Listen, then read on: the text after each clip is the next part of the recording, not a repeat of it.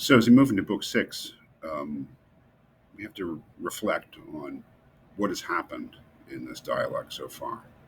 Let's go back to the beginning, ask a series of questions.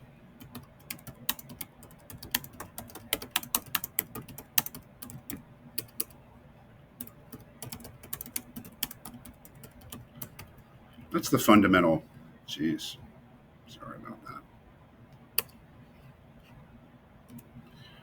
That's the fundamental question of the book.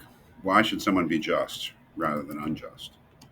That is the question that emerged from book one in the discussion with Thrasymachus. Thrasymachus taking the position that you should be unjust rather than just, that you'll do better, you'll be happier, you'll live a better life, living a life of injustice.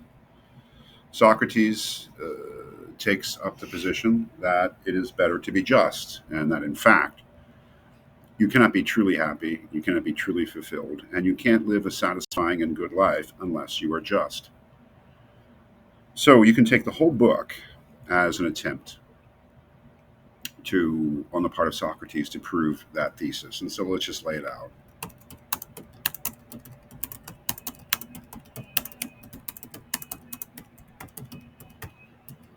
It is better to be just than to be unjust. The whole book is an attempt to prove that claim.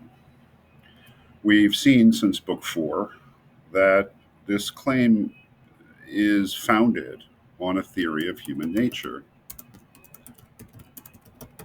Socrates gives us such a theory.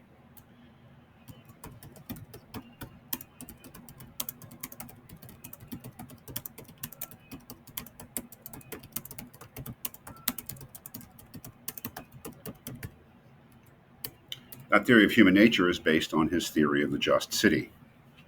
The just city is made up of social classes. The top class is the guardian class,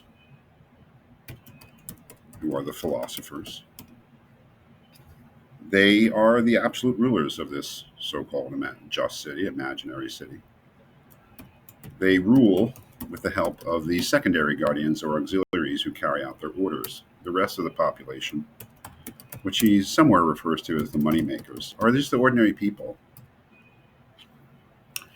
So using this model of what he would say is the most just city, we don't certainly need to agree with him.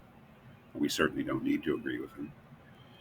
He uses this three-part division of the city into social classes as his basis for a theory of the individual self, or what he would call the soul. The guardian philosophers correspond to our rational part. This is the part that thinks. This is the reason. This is the part that can gain knowledge and see truth. The middle part he calls the spirited part. This is the part that can get angry. This is the willpower, you might say. The last part is the desires, which is sometimes called the appetitive part, which is just a way of saying it has appetites. This is his theory of human nature, that we have these three parts. But he wants to do more than prove that we have three parts. He wants to prove that these three parts need to be in a certain relationship with each other, that there's a certain natural relationship that they have with each other, that there's a work, a type of work that each is meant to do.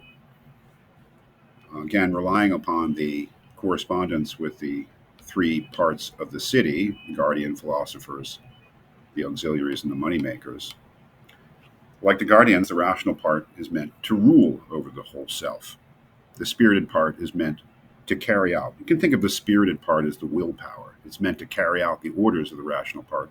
And the desire is that part of us that seeks pleasure and satisfaction and material things, needs to be ruled over by the rational part. That is what he calls justice. So, who is the just person? Now we know the just person is the person whose rational part rules over the rest of them. And at this point, we have a certain thesis, not only of what human nature is, but of the proper balance and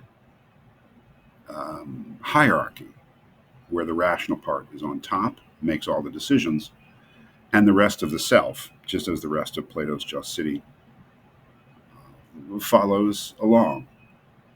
Now, this is not the end of the story because, of course, the thing goes on. And you may say that the question now is, why should the philosophers rule over the city? Which, translated to the level of the individual soul, why should the rational part rule over the rest of the soul or self? That is the question, I would say, the most important question of the rest of the dialogue.